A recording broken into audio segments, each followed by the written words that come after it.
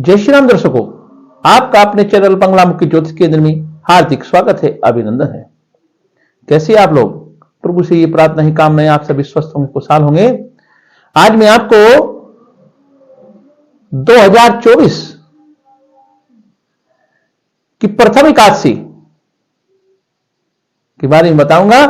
2024 में प्रथम एकादशी पौष मास की सफला एकादशी जो कृष्ण पक्ष में आती है, वह इस बार 2024 की पहली एकादशी है। सफला एकादशी का व्रत आपको किस दिन करना है, व्रत की क्या विधि है, व्रत के पालन का क्या समय है, यह सब मैं आपको इस वीडियो में बताने जा रहा हूं। आपको किस तरह से पूजा करनी है, कैसे आपको नियम करने हैं, वे सभी बताऊंगा। सबसे पहले यह व्रत कब है? 2024 के पहली एकादशी सफला एकादशी का व्रत इस बार 7 जनवरी दिन रविवार को है और यह व्रत इस बार दोनों संप्रदाय के लिए, स्मार्त गृहस्थी और वैष्णव और साधु सन्यासियों के लिए एक ही दिन यह व्रत रखा जाएगा और 8 जनवरी दिन सोमवार को इसका पालन किया जाएगा। जैसे कि मैं आपको प्रत्येक वीडियो में बताता हूं, उसी प्रकार मैं आपको इसमें भी बताने जा रहा हूं। आपको 7 जनवरी से एक दिन पहले यानी कि 6 जनवरी दिन शनिवार को दोपहर से ही आपको एकादशी के व्रत के लिए आपको पहले दिन ही दोपहर में अन्न का त्याग कर देना है। दोपहर में भोजन करें और सायंकाल में आप फलाहार लें, दूध का सेवन करें और टूथपेस्ट वगैरह करके आप रात्रि में विश्राम करें। अगले दिन ब्रह्म मुहूर्त में उठे। ब्रह्म मुहूर्त में अगर नहीं उठा जा रहा आपसे तो कम से कम सूर्योदय से पहले अवश्य उठे। उठने के बाद आप प्रभु का ध्यान करें, श्रीहरि का ध्यान करें और उसके बाद में खुद स्नान करें। स्नान के जल में तिल और जल, गंगा जल अवश्य डाले। श्रीहरि श्रीहरि, विष्णु विष्णु, नमो नारायण नमो नारायण, कृष्णा कृष्णा, राधे राधे। आप ओम नमो भगवते वासुदेवाय आदि जो भी आपको सुविधा अनुसार जिसमें भी आपकी रुचि हो आप भजन करते रहे। स्नान करें। स्नान करने के बाद आपके घर में जो बाल रूप है श्री कृष्ण भगवान का लड्डू गोपाल, उनको जगाए, उनको स्नान कराए। पंचद्रव्य से दूध, दही, घी, गंगा जल, शहद, शर्करा से शुद्ध जल से स्नान कराए। उनको साफ स्वच्छ वस्त्र पहनाए, फूलों का आसन दे, उस पर उनको विराजमान करे। और दूसरी बात, तुलसी दल आप एक दिन पहले ही आप माता तुलसी से प्रार्थना करके एक तुलसी दल अवश्य आप घर में रखें।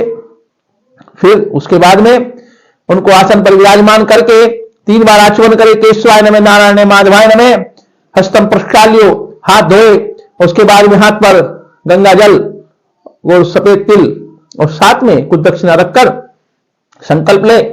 3 बार बोले हरि ओम विष्णु विष्णु विष्णु और अपने नाम का, अपने गोत्र का, स्थान का, दिन का, वार का, तिथि का उच्चारण करते हुए संकल्प ले कि विष्णु भगवान, हे माता एकादशी, मैं सफला एकादशी के व्रत का संकल्प लेता हूं या लेती हूं। यथाशक्ति यथाभक्ति मैं व्रत का व्रत को नियम से करूंगा या करूंगी और इसका पालन समय अनुसार करूंगी या करूंगा। ऐसा कहकर फिर कथा का पाठ करें, कथा का पाठ करें, श्रवण करें और उसके बाद में प्रभु को के सामने जल और तुलसी दल, मक्खन मिश्री का भोग लगा सकते हैं आप। उनके सामने भोग लगाए, आरती करें माता एकादशी की और श्री हरि विष्णु की आरती करें।